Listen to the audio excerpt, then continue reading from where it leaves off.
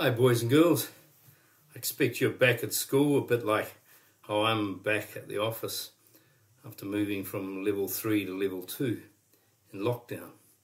And one of the things we miss out on doing, well, a couple of things we miss out on doing in the church world on Tuesday and Wednesday. Well, Tuesday was called Shrove Tuesday, and that in ancient times was, not so ancient times, clean up all the butter and the sugar and all the yummies and make pancakes to clean it all up and eat it all up before Lent, when you're not meant to have butter and sugar and pancakes and maple syrup and all that sort of good stuff. I always wonder, why don't we just eat chocolate, have chocolate Tuesday instead of pancake Tuesday, until I'm not much of a big pancake kind of guy. And then on Wednesday, we missed out on Ash Wednesday, which usually you get these little palm crosses on Palm Sunday. And then I get with something like a cigarette lighter and burn these things. Just looking for a cigarette lighter. Burn them and then put them in this little bowl, sort of cute little bowl or something. And they're ashes. And then you put a little bit of oil on thumb and then put it on people's heads during Ash Wednesday service with the old words, "Thou art dust, and to dust thou shalt return," which kind of means that all of us one day are going to die. And so don't take yourself too seriously. Don't worry about things too much. We all are just mortal human beings. We all make mistakes. We all have ups and downs. So it sounds a bit morbid, I know, but actually it's kind of has a nice side of it, like we're just part of life. And life is great, wonderful, and one day it comes to an end. And so let's learn how to be content with that and make the best of the time we have. Now, I read stories, as you know, and I was looking through my collection. I have quite a collection.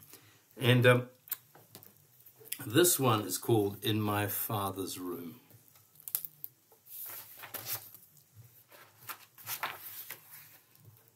I like books. My mother likes books too. Every chance she gets, she reads to me, but not my father. My father doesn't read much at all, and he never reads to me. He's always too busy doing something. Your father's a dabbler, my mother says. One week it's tropical fish, and the next it's photography. He's always taking something up, your father. That's why I love him. I had a father a bit like that too. My mother was right. For example, when my pen friend sent me a parcel from Nigeria, my father said, "Well, Too Good," which is the name he calls me, Too Good. "I'm pleased you received that parcel because I've been thinking about taking up stamp collecting for a while." And the very next day he comes home with the biggest stamp album I've ever seen. But he didn't collect stamps for too long. I think he took up the trumpet. All the stamp collecting stuff disappeared into his storeroom downstairs. Another time he went in for model trains. That was okay, but he soon got sick of it. The track around the living room floor came apart in a few places and finally disappeared. Everything went into my father's room upstairs. I love him for it, was all my mother had to say. And she's making something there's like a paper mache head. Heads like that are sometimes called bust of someone. For a while, my father took up astronomy. I really liked that. We would climb up on the roof together and look at the stars, but that didn't last. Once when we were up there just on twilight, he spotted a flock of homing pigeons wheeling in the sky. And that was the end of astronomy. The charts and telescopes, compasses, and all that disappeared into his room. And he never did finish the bookshelves for my room like he promised.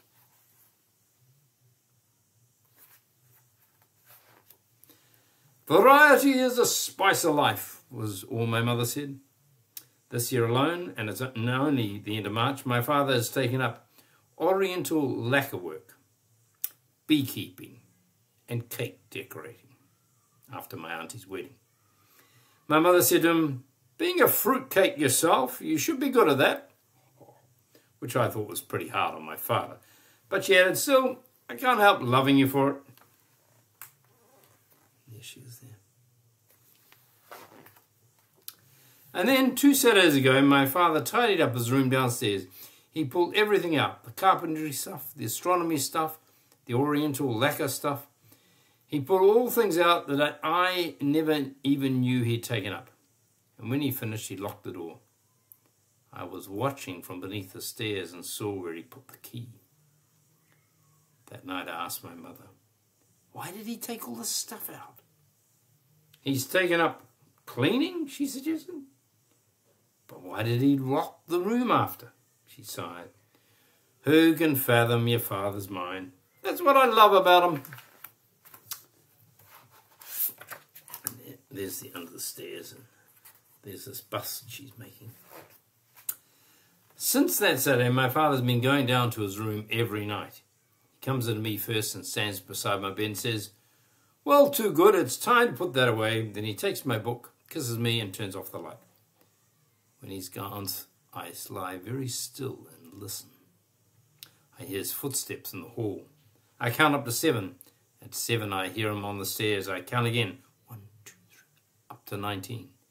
Then there's a rattle, then a squeak, then a click. And after that, quiet. But I know where he is. He's in his room, which is right beneath mine. And there's her room. I said to my mother, "What does he do in that room every night?"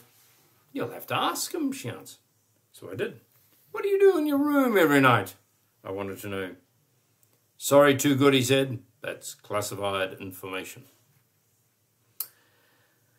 My father might have taken up something that cost a lot of money, something he needed to keep safe, like collecting rare coins. That could be. Because a couple of weeks ago, we watched a TV show on sunken treasure. But he would need really big money to do that, and I know we're not rich.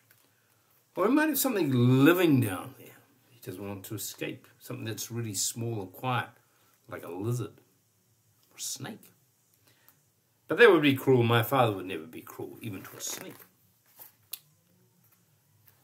And then she's pondering in bed, wondering what's going on in this room. Then, last night, everything changed. I made up my mind to take a look inside my father's room when everyone was asleep.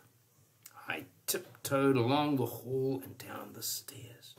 There was a rattle as I fitted the key in the lock, then a squeak as the door swung open, and a click as I switched on the light. I was in my father's room.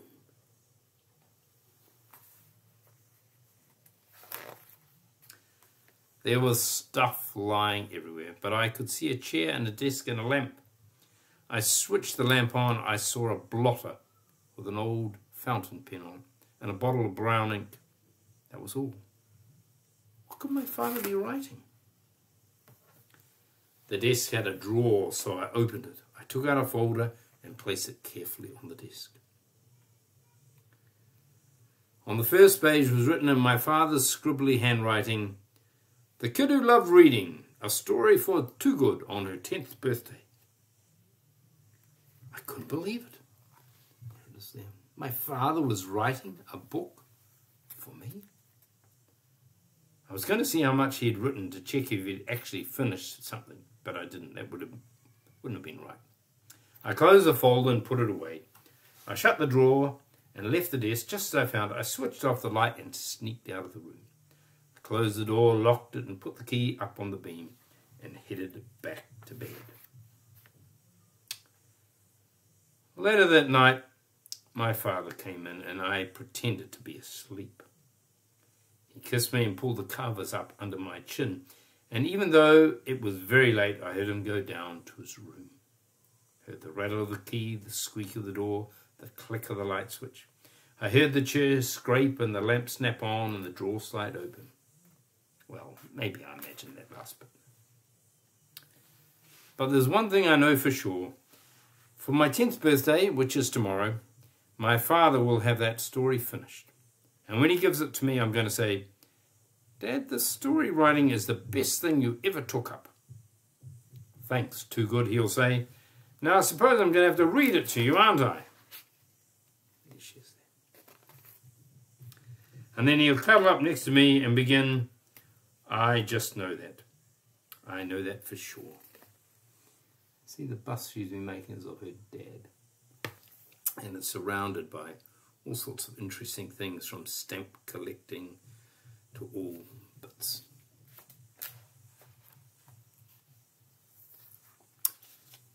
You like that story?